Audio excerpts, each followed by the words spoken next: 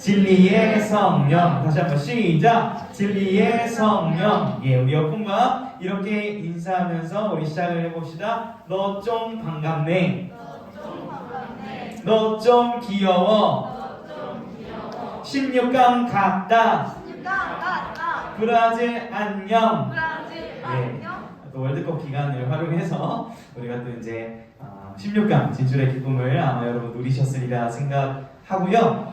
여러분 오늘 말씀을 듣는 그 사모함이 브라질전 16강을 보는 마음보다 클 수 있기를 주님으로 축원합니다. 굉장히 좀 어려운 챌린지죠. 브라질 16강전을 막 기다리는 마음보다 과연 이 말씀 시간을 사모할 수 있는가? 현실적으로 좀 불가능하다고 봅니다. 그러나 그렇게 우리가 해보자는 거예요. 자, 우리 말씀을 이제 들어갈 건데요. 여러분 혹시 예수님을 내 마음에 이제 모시어드린다라는 말을 이제 들어본 친구만 한번 손을 들어봅시다. 예수님을 내 마음에 모셔드린다. 뭐 이런 말 들어본 친구 한번 손 들어봅시다. 주기락 주시죠. 예, 한 명 정도? 아니요, 2명 정도. 좋습니다. 자, 그러면 이렇게 질문을 해볼게요. 나는 예수님을 이제 영접이란 말은 이제 모시어 받아들인다. 이런 의미인데, 나는 예수님을 영접한 적이 있는 것 같다. 뭐 이게 뭐 손 든 사람이 잘났고 안 든 사람이 이런 거 아니에요. 그냥 뭐 물어보는 거예요. 나는 예수님을 영접한 적이 있는 것 같다. 한번 손 들어봅시다. 예, 한 몇 명 정도. 좋습니다. 자, 보통 이제 예수님을 우리가 믿는다라는 표현, 이렇게 믿는다라는 얘기를 많이 하지만 모시어드린다. 예수님을 받아들인다 이런 표현이 여러분 낯설 것 같은데, 예수님을 믿는다는 것이 예수님을 영접한다, 모셔드린다, 같은 맥락입니다. 그런 의미에서 아마 손은 안 들었지만 대부분 예수님을 믿기로 결단했던 친구들이 대부분일 거예요. 주일학교, 여름성경학교, 수련 이런 시간을 통해서 말입니다. 자, 그런데 여러분 질문을 해볼게요. 이 예수님을 모셔드리는 이 영접 기도는 평생에 한 번만 하면 될까요? 아니면은 불안하고 힘들 때마다 막 몇 번 반복해도 될까요? 반복 나왔고 이게 좀 처음부터 너무 어려운 걸 시키는 것 같아서 미안한데 오늘 어떻게 생각합니까? 네. 월드컵 봤어요? 너무 잘 봤죠. 포르투갈전 어떻게 보셨습니까? 한 줄평 부탁드립니다. 지렸다. 설비 씨가 너무 또 강력한 용어가 나와서 제가 이 빨간 딱지를 붙였어요. 그 스펠링 G 뭐요? 였다라고. 예, 좋습니다. 그 포르투갈전 이상으로 이게 중요한 건데, 사실 그 영접 기도라는 게 이제 예수를 받아들이는 건데, 한 번만 하면 될까 아니면 좀 몇 번 해야 될 것 같아요. 그냥 솔직하게 말해주세요. 여러 번 해야겠죠. 여러분 왜 그럴까요? 한 번 하고 죄를 지을 수도 있으니까요. 한 번 하고 이제 죄를 지을 수도 있으니까. 좋은 그런 의견을 내주셨습니다. 아마 여러분들이 이제 궁금해요. 잘 모를 수 있어서 초반에 이제 가져온 건데, 그 영접 기도는 한 번만 하면 돼요. 그러니까 예수님이 우리 안에 들어오시면, 나를 다스리기 시작하면, 사실은 내가 죄를 짓고 연약할 수 있지만 그 한 번의 어떤 나의 실수 때문에 막 떠나갔다 왔다 하시는 분은 아니에요. 제 말이 아니라 말씀 한번 읽어봅시다. 자, 우리 마태복음 28장 읽어봅시다. 시작. 볼지어다 내가 세상 끝날까지 너희와 항상 함께 있으리라 하시니라. 그러니까 예수님 제 안에 들어와 주세요라고 이렇게 받아들이면, 예수님이 뭐라고 이제 약속을 하셨냐면 세상 끝날까지 너희와 함께 하겠다라고 약속을 하셨기 때문에, 내가 욕을 실수로 하고 친구를 때렸다고 그 순간 주님이 나가셨다가 죄송합니다 다시 와주세요 하고 들어오셨다가 왔다 갔다 하시는 분은 아니라는 거예요. 여러분 중요한 기본적인 내용인데 이걸 이제 베이스로 깔고 가야만 합니다. 자, 우리 옆 친구한테 이렇게 얘기해 줍시다. 네 안에 예수님 계실걸? 이렇게 시작. 네 안에 예수님 계실걸? 왜냐면 이게 막 들어왔다 나왔다 하시는 분이 아니세요. 한번 들어오시면 우리 함께 하시는 주님이신데요. 자, 그런데 여러분 스스로 생각해 봅시다. 내 안에 예수님 계시나? 한번 생각을 해보세요. 예수님이 내 안에 계시나? 이렇게 생각을 해보는데, 자, 그런데 예수님이 계신다라고 생각하는 친구들은, 다미야, 예수님이 안에 계신다고 생각할 것 같아요. 우리 다미는 저한테 그런 얘기도 많이 해줬고. 어떻게 계세요? 그러니까 계시는데 어떻게 계시는 거예요? 아 죄송합니다. 너무 어려워. 알려주려고요, 여러분. 여러분 예수님이 이렇게 사람이 여러분 마음속으로 들어갈 수 있어요? 이 육체를 가진 사람이? 불가능하죠. 근데 어떻게 예수님이 우리 안에 이제 계시다고 표현을 우리가 하는 건가? 그러니까 우리가 흔하게 말하는 그런 표현들이 생각을 안 하고 그냥 이렇게 내뱉는 게 여러분이 많은데 잘 조금 한 번만 생각해 보면 이게 맞나 이런 생각이 들 거예요. 그래서 이것들을 풀어줘야 돼요, 여러분. 여러분 알 때. 자, 어떻게 계실 수 있냐면 따라하겠습니다. 성령님. 네, 정확하게는 성령님이 여러분 안에 계신 거예요.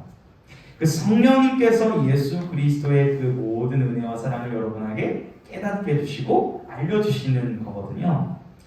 자, 그런데 성령님에 대해서는 여러분 들어봤을 텐데 좀 우리가 오해를 참 많이 합니다. 이 성령님에 대해서.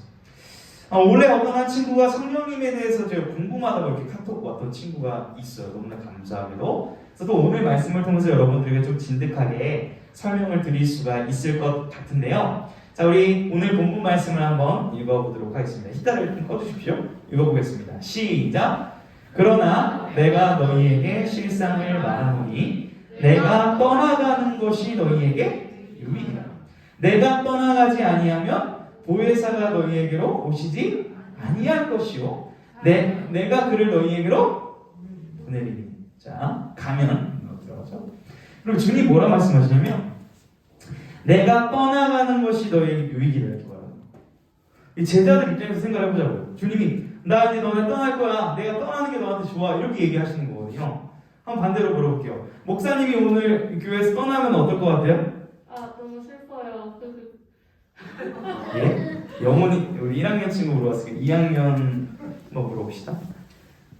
2학년이 여기 물어봤으니까 우리 1학년 물어봅시다. 목사님이 오늘 내가 떠나가는 게 너네한테 좋아. 나 떠날게 안녕 하면 어떨 것 같아요? 그러게요. 예? 가도 돼요? 네, 별로 관심이 없는 친구도 있고 그게 다양하잖아요. 그러니까 제자들 입장에서는 예수님이 갑자기 내가 떠나가는 게 좋다 이러니까 당황을 한 거예요. 근데 뭐라고 말씀하시냐면 내가 가야 된다는 거예요. 그래야 너네한테 좋다는 거예요. 주님께서. 자, 왜 그런가 봤더니 보혜사를 보내겠다 이렇게 말씀합니다. 보혜사. 오늘 용어가 이렇게 어려워요. 자, 한번 눈 좋은 친구들 위해 읽어봅시다. 보혜사에 대한 간단한 설명. 시작! 보살피며 은혜를 베푸시는 분, 즉 신자들을 강하게 하고 진리 가운데로 인도하는 하나님이여 곧 성령을 가르치기 위해 사용된 이름. 네, 뭐 너무 어렵게 생각하지 마시고요. 보살피고 보호하시고 은혜를 베푸시는 분이구나. 보혜사 성령님이구나. 이렇게 이제 이해를 하면 좋을 것 같은데 정확하게 여러분에게 성령을 좀 가르칠 필요가 있죠. 또 다른 보혜사십니다. 이제 뭔 말이냐면 예수 그리스도도 우리를 보살피시고 살피시죠. 그러니까 주님께서는 육체를 입고 부활을 하셨죠. 부활의 몸으로. 그리고 이제 그렇게 승천을 하시고 나서 주님과 똑같은 주님의 그 보살핌을 해주실 수 있는 또 다른 보혜사인 성령님을 보내주시겠다는 거예요. 왜요? 성령님은 시간과 공간과 모든 것을 초월하시는 하나님이시기 때문에 영원토록 우리를 지키실 수 있는 분이시기 때문에 그분을 보내신다는 거예요. 여러분, 근데 오늘 말씀 보니까 어떤 걸 하냐면 첫 번째, 여기 왼쪽 거부터 읽어봅시다. 시작! 죄에 대하여 책망하신다는 거예요. 자, 근데 이 죄가 어떤 죄냐? 우리는 흔히 살인을 하고 예를 들어서 좀 죄송합니다 선생님 예를 들어볼게요. 만약에 이제 목사가 선생님을 이렇게 때렸어요. 어떻게 됩니까? 감옥 가죠. 저 지금 감옥 가야 됩니까? 선생님 혹시 아프셨습니까? 자, 보통 폭력, 욕 이렇게 하면 죄를 지었으니까 심판을 받아야 된다 이렇게 생각할 수 있는데 사실 성경에서 말하는 죄는 예수 그리스도를 안 믿는 것 자체가 죄라고 말해요. 생명이신, 진리이신 주님을 믿지 않는 것이 성령님께 책망받을 일이다 이렇게 얘기를 하고요. 자, 의에 대해서는 뭐라고 얘기하냐면 내가 내 인생을 할 수 있어. 내가 모든 것이 가능해라고 자신을 자꾸 드러내고 하나님이 아닌 자신이 최우선의 자리에 있는 것을 책망하신다는 것. 또 심판에 대해서 여러분 이 나라의 어떤 그런 사법 체계 또 여러 가지 좀 뭐 정치, 문화, 사회, 경제 전체를 볼 때 조금 이렇게 답답해요 아니면 시원해요? 좀 답답한 모습이 많이 있습니다. 왜 이럴까? 뭐 우리나라뿐만 아니라 전 세계적인 뭐 지도자들을 봐도 막 자기 마음에 안 들 수 있어요. 여러분 마음에 안 들 수 있는데 우리가 그 사람들을 막 처단할 수 있어요, 없어요? 없죠. 그래서 크리스천들이 지금 뭐를 해요? 그래서 기도를 하죠. 기도. 그게 어떤 의미가 있냐면 하나님께서 심판하실 것이고 하나님께서 공의와 정의를 세우실 것을 우리가 기도하고 하나님께 간구하는 것이죠. 그게 이제 믿음의 사람들의 모습인데요. 그 불의한 세상을 심판하시겠다고 약속하시는 거예요. 누가? 보혜사 성령님이 오시면. 지금 그 얘기하는 거죠. 자, 그러면은 성령님이 너무나 중요하신 분이라는 것을 대충은 여러분이 알 텐데 이 위에 한번 읽어보겠습니다. 시작. 지금은 너희가 감당하지 못하리라. 제가 짧게 설명을 드려도 좀 목사님 너무 어려워요. 막 이거 뭐 보혜사 성령님 뭐 대충 뭐 알겠는데 막 이거 잘 모르겠어요. 그게 정상이라는 거예요. 왜요? 주님이 너희가 이 무한하신 성령님을 깨닫고 인지하는 게 쉽진 않을 거다라고 이렇게 주님이 얘기를 하신 거거든요. 여러분 한번 생각해 봅시다. 나에 대해서 나는 그래도 나를 좀 아는 것 같다. 한번 손을 들어봅시다. 나에 대해서 나 좀 잘 안다. 그러면 반대로 해봐야겠죠? 나에 대해서 나는 잘 안다. 손 내려보세요. 다 아는구나. 이렇게 해야 되나봐요. 방법론은 잘못했겠어요? 여러분 평생을 살아도 나 자신에 대해서 100% 알 수 있을까요? 모를까요? 쉽지 않아요. 막 깜짝 놀라요. 내가 이런 모습이? 이러면서. 최근에 제가 여러분께 기도 부탁을 드리고 이제 화요일날 하나님 사랑 노래를 이제 녹음을 하러 갔었습니다. 근데 울었어요. 왜 그러냐면 너무 못해서. 지금 이제 목이 쉬운 게 2차 근데 녹음을 6시간을 한 거, 그 다음에 금요일날 금요기도를 인도한 다음에 월드컵에서 대한민국을 너무 크게 외치다가 지금 목이 좀 쉬어서 좀 그러긴 한데 이제 화요일날 목사님 녹음실에 가서 불렀습니다. 아이고 안 나오네요. 누구 하나님 사랑 노래 좀 불러줄 친구 없나요? 우리 지연이 1, 2, 3, let's go. 감기 걸렸다고. 합법적인 반응이 됩니다. 우리 뒤에서 이제 합법적으로 또 묵상 중인 친구가 있어가지고 인터뷰를 잠깐 하는데 혹시 하나님 사랑 받은 노래 알아요? 몰라요? 1, 2, 3, 4 예. 아쉽네요. 모른다고 해서. 근데 열심히 불렀는데 혼났습니다. 후배한테. 이 녹음을 받아준 후배가 저한테 정확하게 제 말할게요. 왜 동네 노래방에서 부르는 실력 가지고 앨범을 만들려고 하는 거야? 화를 내는 거예요. 그래서 이렇게 속상한 거예요. 사실 여러분에게 오픈할 것은 목사님이 노래를 프로 퀄리티로 그렇게 잘하진 못합니다. 인정을 합니다. 근데 전공을 했어요. 어떻게? 제 실력으로 한 게 아니에요. 진짜 하나님이 학교를 보내주실 거예요. 그러다 보니까 앨범을 내다 보니까 현실적인 거이 뭐예요? 앨범 낼 수 있는 안 되는 거예요. 그래서 5년 전에 목사님이 사실은 이 고백이라는 앨범을 내면서 내가 다시는 앨범은 내지 말아야겠다. 내 실력은 안 된다. 저는 이제 저를 파악을 했습니다. 근데 저 자신을 또 망각했나 봐요. 우리 여러분들이 막 이 사람들 너무 좋아요. 앨범 내달라고 하니까 그럼 나 할 수 있어. 갑자기 막 뭐 긍정적인 막 들어가지고 녹음실 갔다가 어떻게 됐다고요? 울었어요. 6시간 부르다가 포기를 하려고 했습니다. 주님! 제가 현실을 파악을 못했군요. 죄송합니다. 제가 제 욕심을 부린 건가요? 막 이러면서 울면서 녹음을 어찌어찌 마쳤던 기억이 나요. 그러니까 저도 목사이지만 가끔 제 자신을 객관적으로 돌아보지 못할 때가 있다라는 그런 말입니다. 여러분, 여러분도 아마 좀 공감이 될 텐데 하물며 무한하신 하나님신 성령님을 우리가 100% 뭔가 머리로 안다? 요거는 사실은 좀 말이 안 되는 이야기이긴 해요. 그래서 오늘 목사님이 설교를 한 번 한다고 해서 여러분이 성령님이 이런 분이라고 막 집에 가서 엄마 아빠한테 막 달달달 할 것이라고 기대는 안 하지만 조금이라도 알아가자라는 그런 취지인데요. 자, 한번 우리 본문 13절 한번 읽어봅시다. 시작! 그러나 진리의 성령이 오시면 그가 너희를 모든 진리 가운데로 인도하시리니 그가 스스로 말하지 않고 오직 들은 것을 말하며 장래일을 너희에게 알리시리라. 자, 우리 성경책을 펴고 있는 친구가 있다면 그러나 여기 3개 동그라미. 이게 굉장히 좋아하는 노래가 하나 있습니다. 그러나 죄송합니다. 야, 이외 노래인데 제가 멈췄네요. 그러나 동그라미. 자, 그 다음에 별표는 3개. 진리의 성령. 이렇게 땅땅땅 할 수 있으면 해보세요. 펜이 없죠? 예, 눈으로라도 별표를 성경책에 그려놓으시길 바랍니다. 자, 너희가 잘은 모르겠지만 그러나 괜찮아. 그러나 뭐예요? 성령님이 오시면 어떤 일이 일어난다는 거예요? 그가 너희를 어디로 인도하시니? 모든 진리 가운데로 인도하신다는 거예요. 내 자신 하나도 파악하지 못하는 연약한 나이지만 성령님이 오시면 우리가 뭘 알 수 있게 된다고요? 진리를 알 수 있게 된다고요. 엄청난 이러한 약속을 하시는 거예요, 주님께서. 여러분, 그런데 이 성령님에 대해서 아까 말했지만 좀 많은 오해들이 있습니다. 잘 모르다 보니까 좀 많은 오해들이 있는데 이것부터 먼저 걷어내야 우리가 바른 진리를 배울 수 있어요. 자, 오해를 좀 걷어내기를 원하는데요. 오늘 보면 13절과 14절 이렇게 갖다 놨습니다. 자, 한번 읽어보겠습니다. 먼저 시작. 그가 스스로 말하지 않고 오직 들은 것을 말하며 그가 내 것을 가지고 너희에게 알리시겠습니다. 자, 이게 성경 말씀이고요. 이거를 조금 여러분이 이해하기 조금은 쉽게 그러나 좀 어려운 용어로 이렇게 정리를 좀 해봤습니다.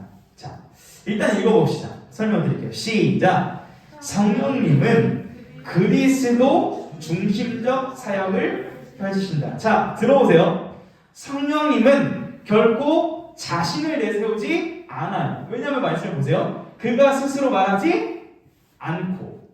14절. 그가 뭐를 가지고 너희에게 알리시겠습니다? 내 것. 여기서 내 것은 말하는 분 누구예요? 예수님이잖아요. 그러니까 성령님은 스스로 말씀하시는 것이 아니라 예수 그리스도께서 하신 사역과 말씀을 중심으로 말하고 사역하신다는 거예요. 이게 굉장히 중요한 성령님에 대한 오해를 걷어내는 중요한 핵심 내용이에요, 여러분. 자, 좀 원론적인 얘기를 했는데, 자, 성령님에 대해서 보통 어떻게 오해를 하냐면 힘으로 이해를 해요. 힘. 우리 중등부에서 힘 누가 가장 셀 것 같아요? 한번 돌아봅시다. 제가 아무리 봐도 우리 김정훈 쌤이 제일 세지 않을까? 정훈 쌤, 성령으로 혹시 충만하면 힘이 좀 세지는 경험을 해보신 적 있습니까? 혹시? 아니요. 자, 여러분 보세요. 자, 이건 지금 시뮬레이션이에요. 오해하시면 안 됩니다. 자, 제가 지금 성령 충만해질 거예요. 그래서 정훈 쌤을 제가 이겨버릴 겁니다. 잘 보세요. 성령. 일로 오십시오. 팔찌로 한번 하시죠. 가운데로 오십시오.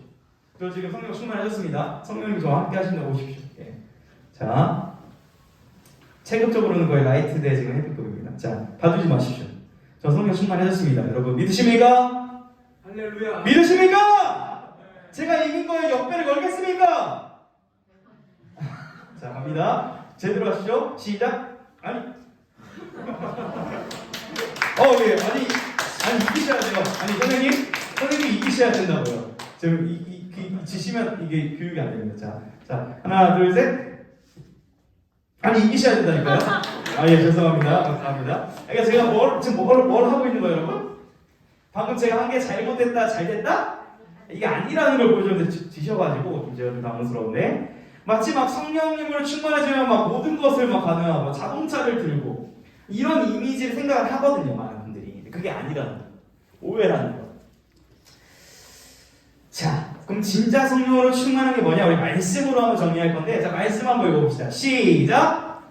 술 취하지 말라. 이는 방탕한 것이니 오직 성령으로 충만함을 받으라. 말씀에서 이렇게 얘기하는 거예요. 오직 성령으로 뭐를 받으라? 충만함을 받으라. 이렇게 얘기를 합니다. 자, 그러면 여러분, 자, 옆 친구에게 이렇게 얘기를 좀 해주십시다. 여러분의 그 말이 아니라 성경이니까 이렇게 합시다. 성령을 받으라. 한 번 더. 성령 충만함을 받으라. 예, 이게 권면할 수 있어요. 말씀에서 명령하기 때문에 그래요. 자, 성령으로 충만함을 받으라라고 얘기는 하는데 파워는 아니고, 그럼 이게 뭘까? 어떤 게 성령으로 충만한 것일까? 여러분, 성령으로 충만한 적이 있었습니다, 제가.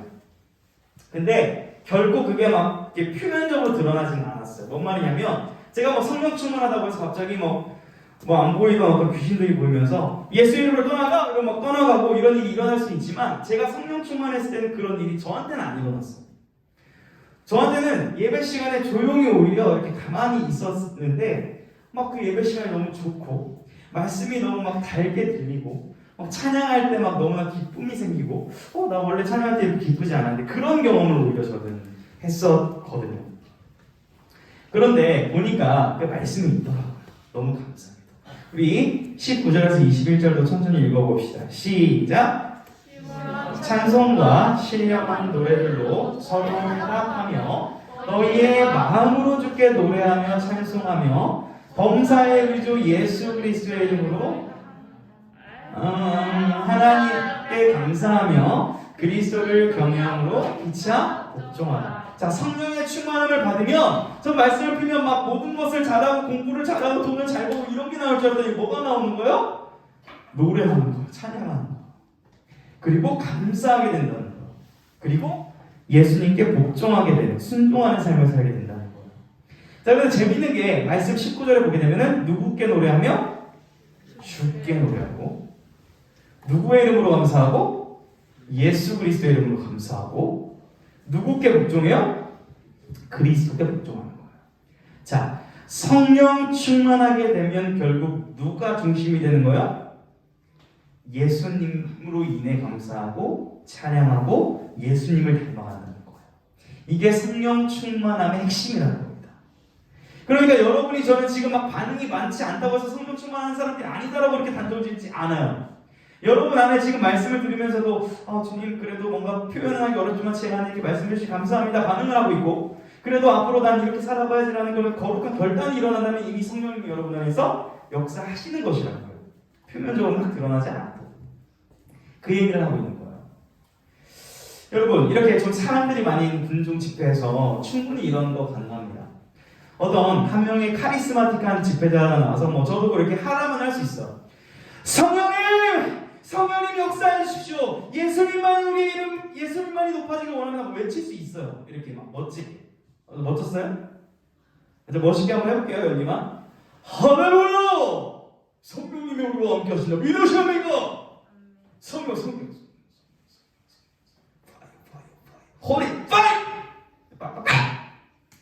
이렇게 할 수도 있는데 저 있어요. 이렇게 할 수 있는데 안 하는 이유가 하나 있습니다. 왜냐면 뭐가 있냐면 제가 많은 것들 좀 봤기 때문에 과거의 그 역사적으로 뭘 봤냐면 이렇게 좀 성령님을 강조하면서 사람들의 뭐 병을 낫게 해주고 귀신이 떠나가는 사역을 할 수는 있는데 그런 분들의 많은 결과 중 하나가 뭐냐면 자신이 돈을 벌고 자신이 추앙받는 자리에 많이 갔었다는 거예요. 자, 이게 무슨 말이냐면 목사님이 이렇게 앞에서 막 설교를 하는데 뭔가 막 놀라운 일이 일어나요. 그럼 여러분이 누구께 영광을 돌려야 돼요? 하나님께. 근데 여러분의 심리 속에 어떤 마음이 좀 생길 수 있어요. 저 사람 뭔가 범상치 않다. 그 사람에 대한 기대를 가지게 된다라는 거예요. 사람 심리가. 그래서 제가 말씀드리고 싶은 것은 어떤 대단한 사람, 어떤 기가 막힌 설교자를 통해서만 성령님이 역사하는 게 아니라 누구라도 통해서 부족한 사람을 통해서라도 여러분들에게 하나님의 말씀을 전하실 수 있는 분이 누구시다? 성령 하나님이시라는 거예요. 사람에게 제한을 받으시는 분이 아니시라는 거예요. 물론 여러분 제가 어떤 경험을 했냐면 전하는 사람도 중요합니다. 물론 중요해요. 저번 주에 그 청년부 연합 세미나에 갔었는데 그 우리 하나님의 사랑이라는 축복송 알아요? 그 우리 하나님 사랑 노래 말고 원래 있는 윌러브 찬양을 청년들한 100명이랑 부르려고 하는데 그 제가 처음 보는 반주자랑 이제 호흡을 맞춰가지고 축복송을 딱 불러야 되는데 이 건반주자가 딱 쳤는데 소리가 안 나는 거예요. 그래서 100명이 약간 처음 만났어요. 그 4개 교회가 연합해서 뻘쭘한데 자 우리 축복송 부르며 나갑시다. 여러분 지금 뻘쭘한데 자 우리 서로 축복합시다 반주 이래도 반주가 안 나오는 거예요. 너무 이제 뻘쭘해가지고 무반주로 우리 여러분들은 잘 아는 이 하나님의 사랑을 랩 버전, 락앤롤 버전으로 막 교회를 넣어서 하나님의 사랑이 신가지고 교회 가운데 가득하기를 축복합니다. 돈돈돈 이런 거 했거든요. 그랬더니 저를 처음 본 분들 충격을 먹은 거예요. 목사가 저렇게 하더라고요. 그래서 되게 분위기가 좋아졌던 경험이 있어요. 그래서 저는 내심 어떤 걸 기대했어요. 우리 청년들한테 가서 얘들아 오늘 이제 목사님도 뭐 이렇게 모르는 교회에서도 왔는데 이렇게 목사님 분위기 띄우니까 자랑스러웠지? 이거를 이제 약간 기대했는데 뭐라고 답변했을까 청년들이? 창피했어요 이런 거. 제 기대와 달랐습니다 반응이. 근데 이제 다른 교회 청년들 20대 초반 남자들이 저한테 막 물어봤어요. 한 3명이 와서 목사님이시죠? 되게 에너지가 넘치고 되게 멋있으세요. 닮고 싶어요. 뭐 이런 오히려 다른 교회 청년들이 저를 맞이해줬던 그런 기억이 나는데 제가 말하고 싶은 건 물론 이렇게 전하는 사람 말씀을 그리고 앞에 서는 사람의 영향력이 있어요. 확실히 있는데 하나님은 그 한 사람을 드러내지 않는다는 거예요. 저는 우리 선생님들께 굉장히 감사한 게 있습니다. 선생님들이 굉장히 성령 충만하세요. 어떤 우리 여름 수련 때로 은혜 많이 받았죠. 그리고 어떤 우리 공동체에 많은 은혜의 일들이 있을 때 어떻게 고백을 해주셔서 감사하냐면 이제 하나님께서 일하셨습니다. 하나님의 은혜입니다. 이게 너무 감사해요. 왜냐하면 자칫 어떻게 될 수 있어요? 목사님 너무 열정적으로 하셔서 너무 최선을 다해서 목사님 때문에 우리 중등부가 잘 된 것 같아 이렇게 얘기할 수도 있는데 그렇게 하면 제가 어떻게 될 수도 있어요. 처음엔 안 그럴 수도 있지만 그 칭찬이 자연스러워지고 그것이 분별이 안 되다 보면 교만해질 수도 있거든요. 한 사람의 영향력이 커질 수도 있거든요. 자칫하는.